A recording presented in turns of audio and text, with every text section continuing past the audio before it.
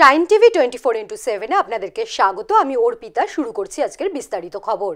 বিষ্ণুপুর কেন্দ্রের বিজেপির সাংসদ সৌমিত্র খাঁর স্ত্রী সুজাতা মণ্ডল খাঁ সোমবার যোগ দিলেন তৃণমূলে। রাজ্য বিজেপির যুব মোর্চার সভাপতি সৌমিত্রের সঙ্গে আলোচনা করেই কি সুজাতা তৃণমূলে এলেন? সোমবার সাংবাদিক বৈঠকে বারবার এই প্রশ্ন এড়িয়ে গেলেন সুজাতা। জবাব এড়িয়ে গেলেও একবার সুজাতা বলেন, কে বলতে পারে আগামী দিনে সৌমিত্র তৃণমূলে যোগ দেবে না। এরপরেই তার বক্তব্য, এতদিন পর প্রাণ ভরে নিঃশ্বাস নিতে পারছি। তবে সুজাতার বক্তব্যের পরেই সৌমিত্র তাকে বিবাহ বিচ্ছেদের নোটিশ পাঠিয়েছেন। এখন দেখার এই পারিবারিক লড়াই রাজনীতিকে কোথায় নিয়ে যায়। প্রথমে আজ তৃণমূল কংগ্রেস পরিবারে নিজেকে সদস্য হতে পেরে ধন্য লাগছে এবং কোথাও একটা খুব রোমাঞ্চিত অনুভব হচ্ছে। আর সবচেয়ে মনে হচ্ছে যে একটা নিঃশ্বাস নিতে পারছি, অর্থাৎ একটা প্রাণ ভরে যেন একটা নিঃশ্বাস ফিল হচ্ছে, শরীরে ঢুকছে। তো আজকে এই এতটা চ্যালেঞ্জিং, এতটা চরম সিদ্ধান্ত আমি নিলাম কেন? আমি জানি আমার সমস্ত সাংবাদিক বন্ধু দাদা দিদিদের এটাই প্রশ্ন। এবং সোমবার তৃণমূলের প্রবীণ নেতা সৌগত রায় সুজাতার হাতে দলীয় পতাকা তুলে দেন, ছিলেন কুণাল ঘোষও।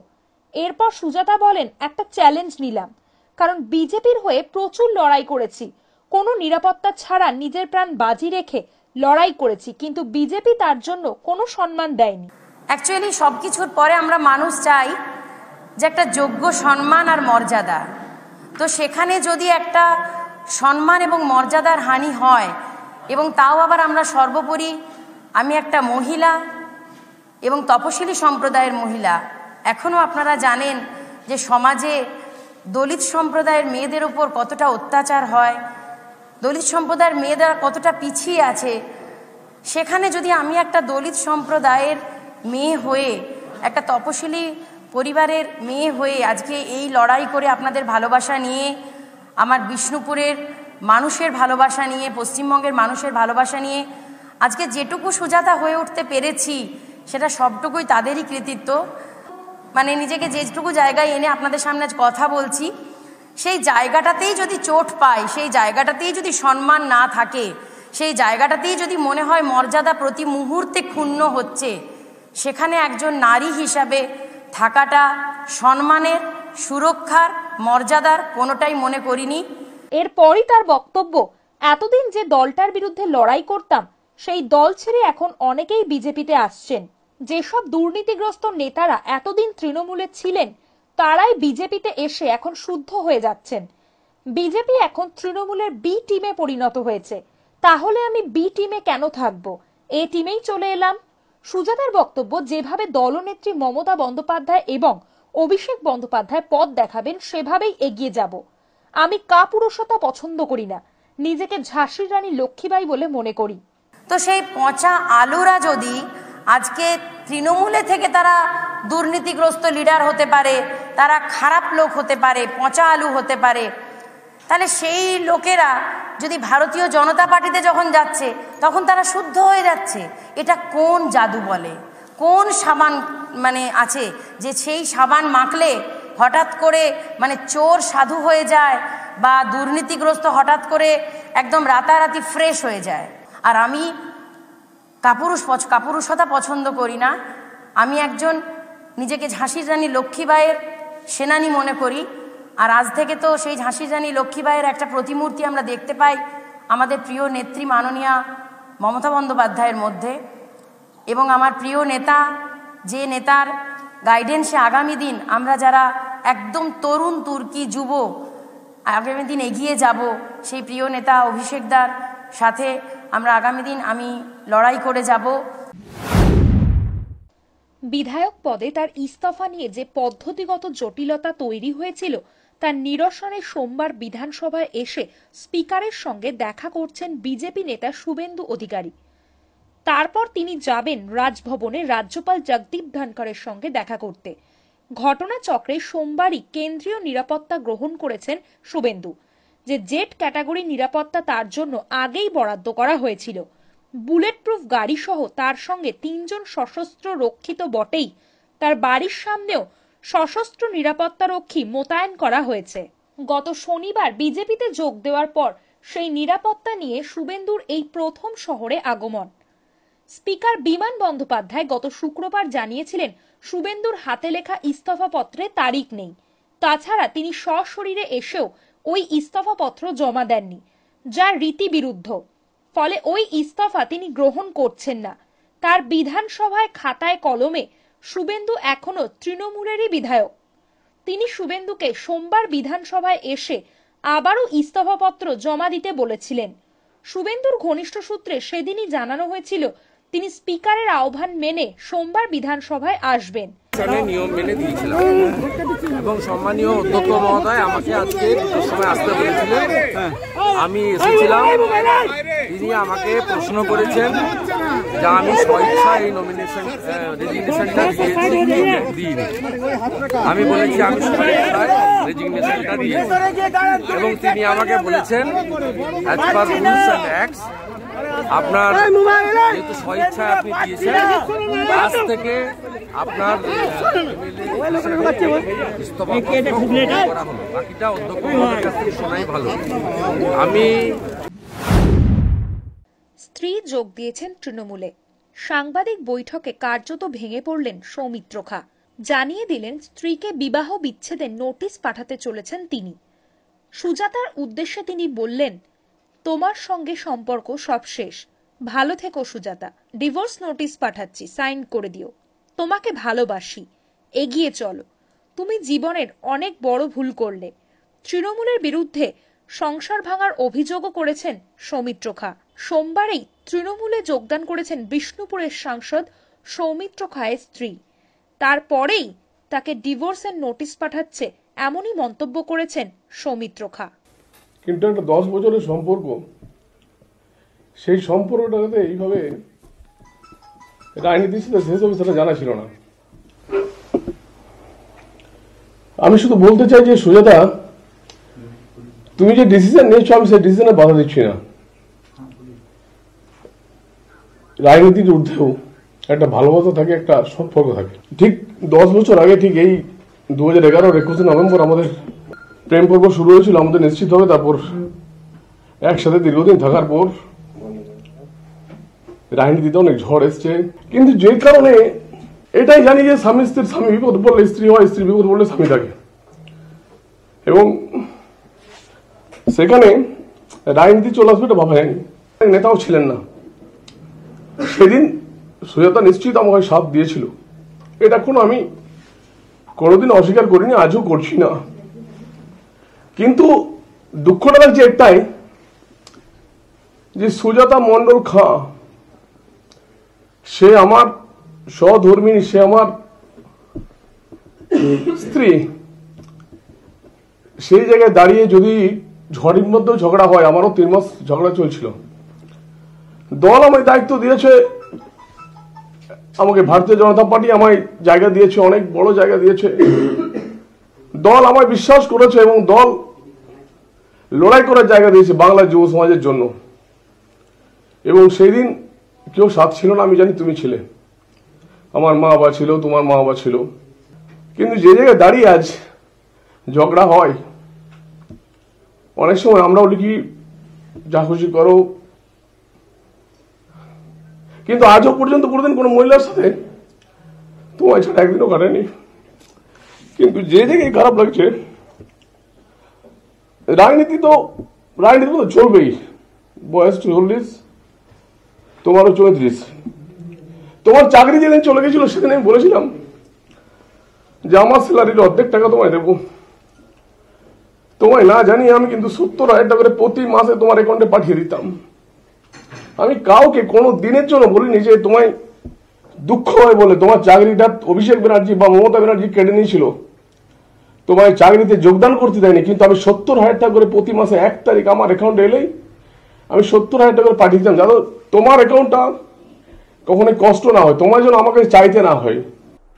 শুনে ভাবলেও ভাবিনি আমাদের মধ্যে অনেক রাগ হয়েছে, অনেক ঝগড়া করে গেছি, কিন্তু কোনো দিনের জন্য এটা ভাবিনি। যাই হোক, আমি ওর শুভকামনা করলাম। আজ থেকে সুজাতার সঙ্গে আমার কোনো সম্পর্ক নেই। আমি ডিভোর্স নোটিশটা আমার উকিলকে আসতে বলেছি। আমি ডিভোর্স নোটিশটাই পাঠিয়ে দেবো, তোমায় বলবো ডিভোর্স নোটিশে সাইন করে দিতে। নিয়ে নেব একটি ছোট্ট বিজ্ঞাপন বিরতি। দেখতে থাকুন শাইন টিভি 24x7।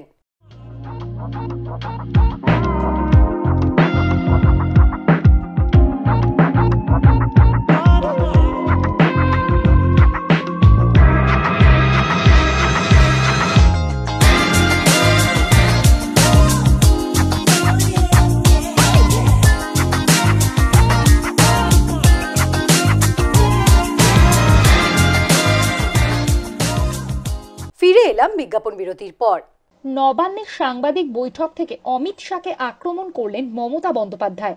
সঙ্গে বিজেপিকে চিটিংবাজ দল বলেও আক্রমণ করলেন তিনি বলেন অমিত শাহ দুদিনের বাংলা সফরে এসে সমস্ত মিথ্যে কথা বলে গেছে। রাজ্য সফরে এসে অমিত শাহ বারবার অভিযোগ করেছেন যে কেন্দ্রের একাধিক প্রকল্পের সুবিধা থেকে রাজ্যের মানুষকে বঞ্চিত করছেন মমতা সরকার। অপরদিকে মেদিনীপুর কলেজের মাঠে বিজেপিতে যোগ দেওয়ার পর তৃণমূলের বিরুদ্ধে সুর চড়িয়েছেন শুভেন্দু অধিকারীও।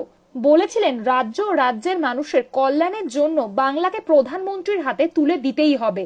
কেন্দ্র ও রাজ্যে একই সরকার থাকলে তবেই উন্নতি হবে বাংলার। এই প্রসঙ্গে মমতা বন্দ্যোপাধ্যায় আজ কি বললেন শুনবো। BJP is a cheating-baj party. Bengali we will say cheating-baj, but sorry, English it may be cheater. The politics of the BJP leaders is, for politics they can do anything, they can say anything, and they can say all the garbage of lies. Why, when they pass the act, from that time we are opposing, and I said that every citizen of this country is the citizen of this country.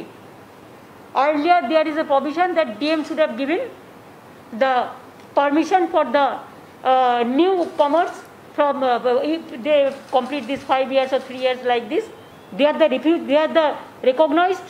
All my Bengal people are the recognized people.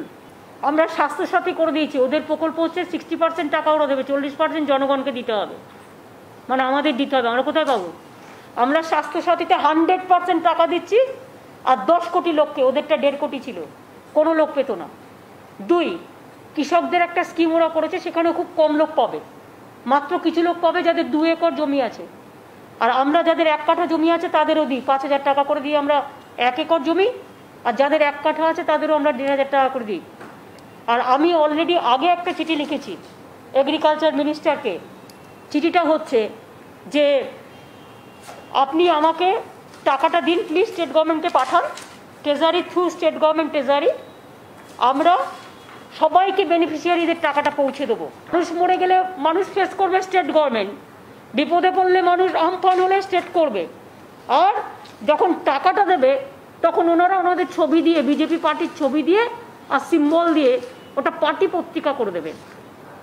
3 মাস আগে লিখেছিলাম, regarding the PM Kishan Samman Nidhi scheme launched by the central government, copy enclosed.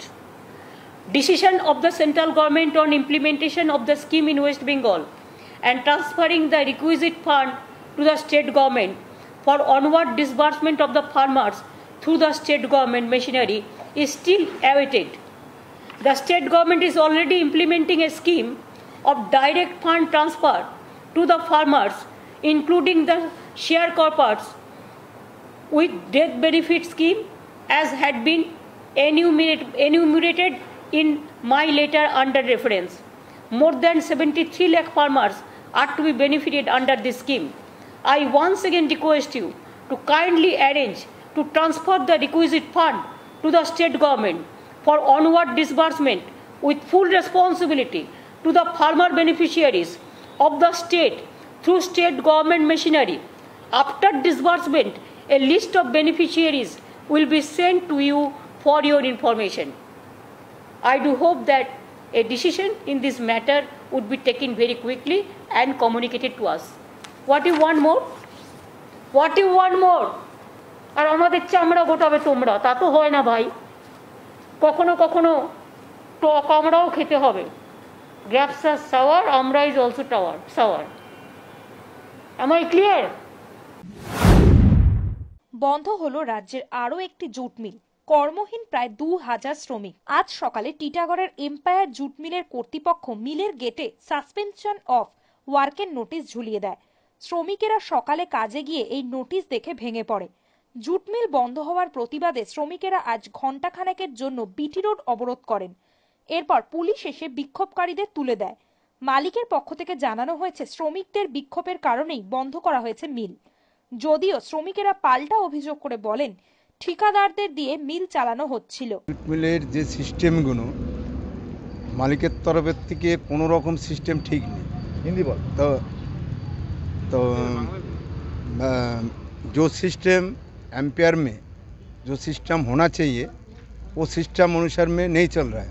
আমাদের বক্তব্য হচ্ছে ইউনিয়নের তরফ থেকে বক্তব্য হচ্ছে যে আমরা যে মিল পক্ষ হয়ে যে এসআই কার্ডের যে ব্যাপারটা সেটাকে সম্পূর্ণভাবে পূরণ করে আপনারা সেইভাবে কাজ করান, কিন্তু মালিক চাইছে যে না, আমি আমার যে কন্ট্রাক্ট আছে আমি কন্ট্রাক্ট নিয়ে চালাবো, কন্ট্রাক্ট নিয়ে যে কথা হবে সেটা তোমাদের ভিতরে কোনো রকম হবে না, তোমাদের মিল বেসিসে কথা তোমরা বলবে, আমার কন্ট্রাক্ট বেসিসের ব্যাপারে তোমার দেখার দরকার নেই, তোমাদের দেখার দরকার নেই, কোনো ইউনিয়নের দেখার দরকার নেই।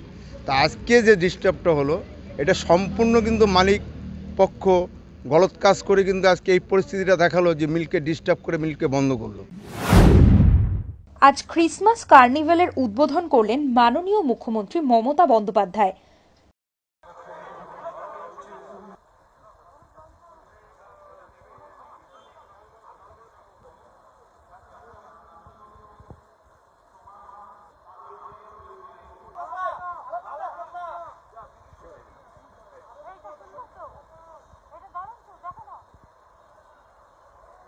উদ্বোধন করার পরেই তিনি সেন্ট জেভিয়ার্স কলেজ পরিদর্শনে যান।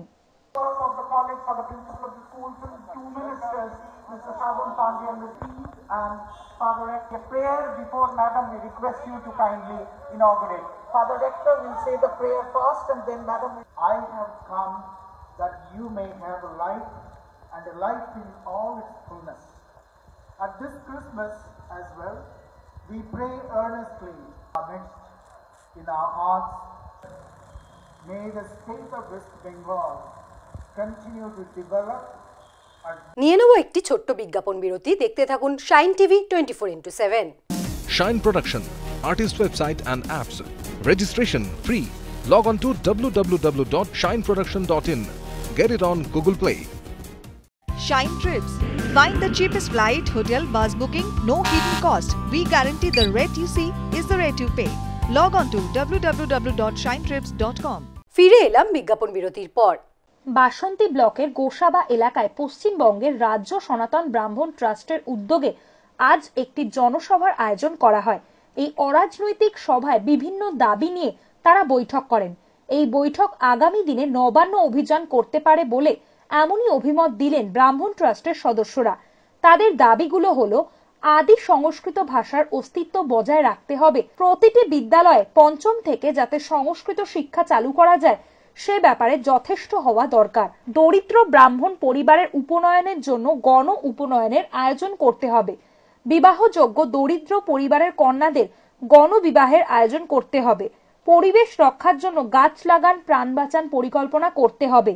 রক্তদান শিবিরের আয়োজন করতে হবে। বন্যা ও খরা দুর্যোগপূর্ণ পরিবার বর্গদের খাদ্যদান করতে হবে। পুরুষদের স্বাস্থ্য বীমার সুযোগ করে দেওয়া নয়, গৃহহীনদের গৃহ প্রদান করতে হবে। এই দাবিগুলো নিয়ে আগামী দিনে তাৎপর্য বিশ্লেষণ করতে তারা মিছিল করবেন। এই নিয়ে দক্ষিণ 24 পরগনার ব্লকে ব্লকে বামনদের একত্রিত করার ডাক দিলেন সনাতন ব্রাহ্মণ ট্রাস্ট। মমতা বন্দ্যোপাধ্যায়ের কাছে আমরা 9টা দাবি রেখেছি। প্রথম দাবি রেখেছি আমরা পঞ্চম শ্রেণী থেকে দ্বাদশ শ্রেণী পর্যন্ত সমস্ত শ্রেণীতে সাংস্কৃতিক শিক্ষা চালু করতে হবে, এবং দ্বিতীয় নম্বর দাবি হয়েছে প্রত্যেকটা জেলায় জেলায় ব্রাহ্মণ এই সন্তানদের জন্য একটি করে টোল ব্যবস্থা করতে হবে। যে সমস্ত ব্রাহ্মণ মণ্ডলীগণ 60 ঊর্ধ্ব বয়স হয়েছেন তাদের ভাতার ব্যবস্থা করতে হবে। তৎসহ যে সমস্ত পূজাক ব্রাহ্মণ দরিদ্র সীমার নিচে রয়েছে তাদেরকেও ভাতার ব্যবস্থা করতে হবে। বিশেষ করে যারা মন্দিরে বা গ্রামের মানুষের শান্তির মঙ্গল কামনার্থে অহর্নিশি তাদের মঙ্গল করেন এবং তাদের পূজা অর্চনা করেন। এবং এসটি, এসসি, ওবিসিদের মতো বা মাইনরিটিদের মতো আমাদের ব্রাহ্মণদের স্বাস্থ্য বিমার আওতাভুক্ত আনতে হবে এবং প্রত্যেকটা ব্রাহ্মণকে আই কার্ড নিয়োগ করতে হবে। সেটা আমাদের ব্রাহ্মণ ট্রাস্টের পরিচালনায় যে আই কার্ড রয়েছে সে আই কার্ড ব্যবস্থা করতে হবে। আর ব্রাহ্মণ সন্তান এবং সন্ততিদের ক্ষেত্রে বিশেষভাবে কর্মসংস্থানের ক্ষেত্রে সুযোগ সুবিধা দিতে হবে। আর আগেই তো বলেছি যে জেলায় জেলায় আমাদের সংস্কৃত কলেজ নির্মাণ হয়েছে, সেগুলো সঠিকভাবে নিয়ন্ত্রণ করতে হবে। আর রয়েছে গৃহহীন পুরোহিত, অনেক পুরোহিত আছেন যাদের জমি নেই, বাস্তু নেই, তারা বিভিন্ন জায়গায় যজমানদের গৃহে আশ্রয় থেকে পুজো পার্বণ করেন, তাদের জমি দিতে হবে এবং একটি করে আবাস যোজনা ঘর দিতে হবে এবং ব্রাহ্মণ সম্প্রদায়ের পরিচয়পত্র বলেছি, এই 9টা দাবি আমাদের দিতে হবে। তার মধ্যে আমাদের মুখ্যমন্ত্রী 3, 4, 8 এবং 9 এই দাবিগুলো কিছুটা মেনে নিয়েছেন, আমরা সম্পূর্ণভাবে পাইনি। যতদিন পর্যন্ত না আমরা এই 9টা দাবি পূরণ করতে পারবো ততদিন পর্যন্ত আমাদের সংগ্রাম চলবে এবং আমরা টোটাল পশ্চিমবাংলায় 23টা জেলা আমরা সমস্ত ব্রাহ্মণ একসত্রে হয়েছি। আমাদের যে আবেদনগুলো আমাদের পূর্ণ করতে হবে। তবে পরবর্তীতে এই 9 দফা আইন ছাড়াও আমরা আরও কিছু আবেদন রাখবো, সেটা আমাদের রাজ্যে কমিটিতে জমা আছে, এটা আমরা নবান্ন পেশ করব। বিজেপিতে যোগদানের পর আজ থেকেই শুভেন্দু অধিকারীর নিরাপত্তায় বহাল হলো সিআরপিএফ। গতকাল পূর্ব মেদিনীপুরের কাঠির শান্তিকুঞ্জে শুভেন্দু অধিকারীর বাড়ি পরিদর্শন করে যান সিআরপিএফ এর অফিসাররা। আজ সকালেই 3টি গাড়িতে শুভেন্দুর বাড়ি চলে আসেন সিআরপিএফ এর জওয়ানরা, তাদের সঙ্গে ছিল বুলেট প্রুফ গাড়িটিও। পূর্ব ঘোষণা মতো তিনি জেট ক্যাটাগরির নিরাপত্তা পাচ্ছেন। তবে বাড়ি থেকে বেরিয়ে শুভেন্দু অধিকারী তার নিজের গাড়িতেই ওঠেন, তার জন্য বরাদ্দ বুলেট প্রুফ গাড়িতে তিনি ওঠেননি। এরপর নিজের গাড়িতেই তিনি কলকাতার উদ্দেশ্যে রওনা। চাকরির প্রলোভন দেখিয়ে ধর্ষণ গৃহবধূকে, অবশেষে মুখ্যমন্ত্রীর দ্বারস্থ হলেন গৃহবধূ। চাকরির প্রলোভন দেখিয়ে গৃহবধূকে ধর্ষণের অভিযোগ উঠল মামা শ্বশুরের বিরুদ্ধে। জেলা পুলিশ সুপারের কাছে অভিযোগ জানিয়েও কোনো লাভ হয়নি। পুলিশ অভিযুক্তকে গ্রেপ্তার করছে না বলে অভিযোগ। এমনকি গৃহবধূ ও তার স্বামীকে খুনের হুমকি দিচ্ছে অভিযুক্ত। অবশেষে মুখ্যমন্ত্রীর দ্বারস্থ হয় ধর্ষিতা গৃহবধূ। ঘটনাটি ঘটেছে মালদার হরিশ্চন্দ্রপুরে। ওই ধর্ষিতা গৃহবধূর অভিযোগ, মুজিবুর রহমান চাকরি দেওয়ার প্রলোভন দেখিয়ে তাকে ধর্ষণ করে। এই কথা কাউকে বললে তাকে এবং তার স্বামীকে প্রাণে মেরে ফেলা হবে বলে হুমকিও দেয়। পুলিশকে ঘটনাটি জানিয়েও কোনো লাভ না হওয়ায় পুলিশ সুপার এবং মুখ্যমন্ত্রীকে লিখিতভাবে জানিয়েছেন তিনি। এই বিষয়ে ওই ধর্ষিতার আইনজীবী মৃত্যুঞ্জয় দাস জানান, চাকরির প্রলোভন দিয়ে সই বাকি আছে বলে বাড়িতে ডেকে ওই গৃহবধূকে ধর্ষণ করে তার মামা শ্বশুর। ঘটনার পর থানায় লিখিতভাবে অভিযোগ করা হলেও তাদের প্রাণনাশের হুমকি দেওয়া হচ্ছিল। স্থানীয় থানায় জানানোর পরেও পুলিশ কোনো রকম ব্যবস্থা না নেওয়ায় আজ মুখ্যমন্ত্রীর দ্বারস্থ হয়েছেন গৃহবধূ। আমার সাথে ধর্ষণ হয়েছিল। কিভাবে হলো? 8 তারিখে আমার আজ কবে? 8 নভেম্বর বলো। 8 নভেম্বর ফার্স্টে কথা বলেন। সকালে আমার বাড়ির পাশে আবার বিচার ছিল, বিচার ছিল, আসছিল আমার বাড়িতে। আমার শাশুড়ি অসুস্থ, আমি ছাগল গলিতে বাঁধার জন্য এসেছি। না আমাকে বলছে যে আমি বাবার বাড়িতে ছিল, তো আমাকে বলছে যে তুই কখন এসেছিস? আমি বলছি যে আমার আসা 5 দিন হয়ে গেল। বলছে যে তোমার শাশুড়ি কেমন হয়েছে? আমার শাশুড়ি অসুস্থ আছে, আমার শাশুড়ি বিছানায় শুয়ে আছে। বাড়ি এসে আমার শাশুড়ির গায়ে হাত দিল, কপালে হাত দেওয়ার পরে বলছে যে তোর শাশুড়িকে জ্বর আছে বলে বাইরে এলো। বাইরে এসে বলছে তুই কতখানি পড়েছিস? না তা আমি মাধ্যমিক দিয়েছি, তোর ডকুমেন্টগুলো দিস তো। ঠিক আছে দিব। যে আমি ফের বললাম যে কেন মামা? না তো এটা তোর মামির জন্য একটা চাকরি রাখা ছিল, চাকরিটা তোর মামিকে দিব না, তোকে দিব, তো ডকুমেন্টে দিস। এ বলে তখন আমার বড়কে 11টার সময় দিয়ে পাঠালাম, সহি মানে নিচে সহি করেছি ডকুমেন্টে। সহি করার পরে তখন দিয়ে পাঠালাম। দিয়ে পাঠানোর পরে যখন বেলা 1টা, তখন আমার বড় বাদাম দিতে গিয়েছিল, মিটনেতে জালসা ছিল 8 তারিখে জালসা গেছে। তোমার রাস্তাতে যেতে যেতে তখন ফোন লাগালছে আমার বরকে, বলছে যে কোথায় আসিস রে? তো কিছুদিন বউটাকে যে লাগবে আর একটা সই লাগবে। আমার বর বলছে যে না সই তো করা হয়ে গেছে, না সই করা হয়ে গেছে আর একটা লাগবে। আমার বর ওর সাথে ঝোর করলো, করার পরে বলছে যে ব্যবস্থা না যদি করিস তার জমা হবে না, কাগজটা আর জিনিসটা হবে না, তাড়াতাড়ি বউটার ব্যবস্থা কর। আমার বর আমার জায়ের মোবাইল থেকে মানে কল করে আমাকে বললো যে যা মামা ডাকলে সইটা করে আয়। সইটা করে আমার বর বললো, তখন আমি গেলাম। যাওয়ার পরে একটা কাগজ লিখলো, কাগজ লেখার পরে তখন আমাকে সই করতে বললো। সই করলাম, সই করার পরে তখন আমাকে বলছে যে এটা কী করবি গে, না তো কী করবো, টাকা পয়সা দিব মামা, তোমার ভাগিনা কিছু দিবে, আমার বাবা কিছু দিবে, তোমাকে দিব, 20,000 লাগুক, 50,000 লাগুক, 1 লাখ লাগুক, যা লাগবে দিব। দেওয়ার পরে তখন তোমাকে খুশি করবো মামা। তখন বলছে যে এটা কাজ তোকে দিতুম না গে, তো এটা কোনো হাতে একটা মেয়ে ছিল, ওই মেয়েটাকে আমি দিছিল, তো দিবা তো মামা, তো ওকে দাও তবে। তো না, ওকে আর দেওয়া হবে না, তোকে দিব, তো টাকা দিবি বলছিস? বলছি হ্যাঁ মামা টাকা দিব, তো টাকা লাগবে না।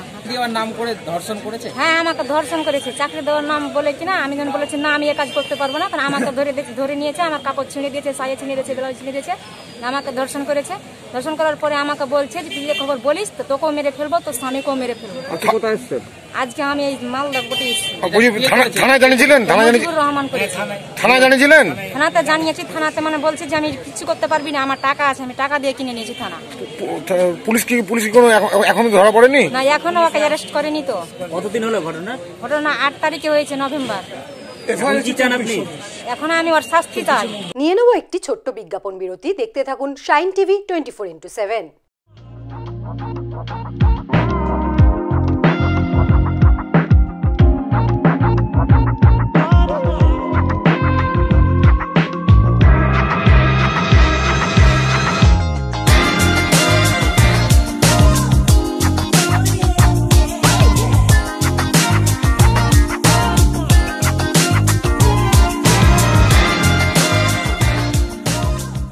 ফিরে এলাম বিজ্ঞাপন বিরতির পর। বিজেপি করার অপরাধে ঘরে আগুন লাগিয়ে দিল তৃণমূল। বিজেপির পথসভায় যাওয়ার অপরাধে বিজেপির এক কর্মীর বাড়িতে আগুন ধরিয়ে দেওয়ার অভিযোগ উঠেছে তৃণমূল আশ্রিত দুষ্কৃতীদের বিরুদ্ধে। গতকাল গভীর রাতে ঘটনাটি ঘটেছে উত্তর 24 পরগনার বনগাঁ থানার কুন্দিপুর দাসপাড়া এলাকায়। পরিবার সূত্রে জানা গিয়েছে গতকাল সন্ধ্যায় কলমবাগান এলাকায় বিজেপির একটি পথসভা ছিল।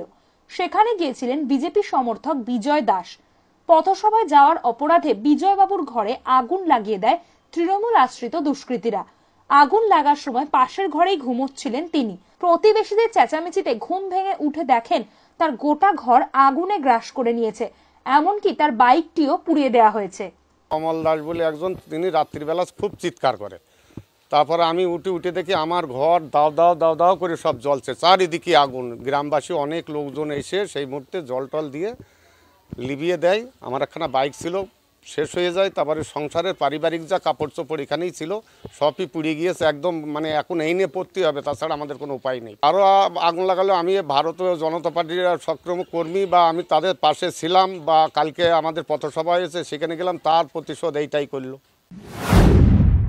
তৃণমূল কংগ্রেস দলে যোগ্য সম্মান পায়নি। যেখানে সম্মান নেই সেখানে থাকা যায় না। যার হাত ধরে তৃণমূল কংগ্রেসে প্রতিষ্ঠা পেয়েছিলাম, সেই শুভেন্দু অধিকারীর একনিষ্ঠ অনুগামী হিসেবে এবং মোদিজির নেতৃত্বে সার্বিক উন্নয়নের লক্ষ্যে পৃথিবীর সর্ববৃহৎ রাজনৈতিক দল বিজেপিতে যোগদান করেছি। রায়গঞ্জ শহরের মহাত্মা গান্ধী রোডে বিজেপির জেলা কার্যালয়ে এক সাংবাদিক সম্মেলনে এমনই মন্তব্য করেছেন সদ্য বিজেপিতে যোগদানকারী তৃণমূল নেতা কালিয়াগঞ্জ পুরসভার পুর প্রশাসক কার্তিক চন্দ্র পাল। প্রথমেই বলি যে কোনো জায়গায় মানুষের একটা সম্মান দরকার। দীর্ঘদিন ধরে অসম্মানিত বোধ হচ্ছিলাম। তাছাড়াও এই মুহূর্তে পৃথিবীর সবচেয়ে বড় পরিবার বিজেপি পরিবার এবং ভারতবর্ষের প্রধানমন্ত্রী নরেন্দ্র মোদীর আদর্শ অনুপ্রাণিত হয়ে বিজেপি দলে আমি গত পরশুদিন আমাদের মেদিনীপুরের সভায় সেখানে যোগদান করেছি। আজকে আমাদের জেলা প্রেসিডেন্টের সাথে দেখা করতেছি। গতকাল কালিয়াগঞ্জে ঢুকেছিলাম, সেখানে আমাদের যিনি মণ্ডল শহর মণ্ডল প্রেসিডেন্ট এবং সমস্ত নেতৃত্ব ছিলেন, সবাই আমাকে সংবর্ধনা দিয়েছে। যদিও কার্তিক পালের এই অভিযোগকে উড়িয়ে জেলা তৃণমূল কংগ্রেসের মুখপাত্র সন্দীপ বিশ্বাস জানিয়েছেন, একজন তৃণমূল যুব কংগ্রেস নেতাকে কালিয়াগঞ্জ শহরের 1 নম্বর নাগরিকের সম্মান দেওয়া হয়েছে। এর থেকে বড় সম্মান আর কি পেতে পারেন? কালিয়াগঞ্জে পৌরপতি করা হয়েছিল কার্তিক পালকে, 1 নম্বর নাগরিক করা হয়েছে, তার থেকে বড় সম্মান কি থাকে? তাকে তার পদ চলে যাবার পরেও গণতান্ত্রিক ব্যবস্থার মধ্যে দিয়ে তার পৌরপতির টেনিওর, তার সময়কাল শেষ হয়ে যাবার পরেও আমাদের সরকার মামাটি মানুষের সরকার তাকে অ্যাডমিনিস্ট্রেটর করেছেন। এরপর কি সম্মান চাইছেন? এরপর তিনি কি সম্মানের কথা বলছেন? শাইন নিউজ আজকের মতন এই পর্যন্তই। আপনারা দেখছেন শাইন টিভি 24x7, সবার সাথে সবার কাছে।